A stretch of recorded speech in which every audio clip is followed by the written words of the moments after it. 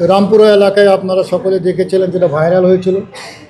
একজন ব্যক্তিকে পুলিশ গুলি করেছিল, যে মামলাটা কার্নিশে ঝুলে থাকার, সেই মামলার এবং ওটার সাথে ঘটনাস্থলে একটা মুসা বলে একটা ছেলে ছিল, ছোট শিশু, যার গুলি ভেদ করেছিল, ওদের দাদি মারা গেছে এই ঘটনা।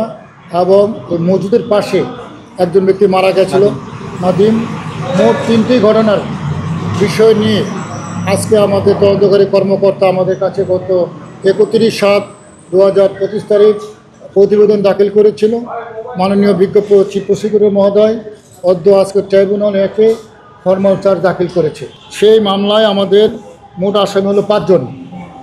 হাবিবুর রহমান, সাবেক ডিএমপি কমিশনার; মোহাম্মদ রাশিদুল ইসলাম, সাবেক এডিসি খিলগাঁও জোন; মোহাম্মদ মুসিউর রহমান, সাবেক ওসি রামপুর থানা; চঞ্চল চন্দ্র সরকার, সাবেক এসআই রামপুরা পুলিশ ফাঁড়ি; তারিকুল ইসলাম ভুইয়া, এসআই রামপুরা থানা। তার মধ্যে 5 জনের মধ্যে একজন আসামি চঞ্চল চন্দ্র সরকার জেল হাজতে আছে, আদালতে দাখিল হয়েছে। আদালতে ফরমাল চার্জ শুনানি হবে। শুনানি হওয়ার পর পরবর্তী যে স্টেপ পরবর্তী নেওয়া হবে।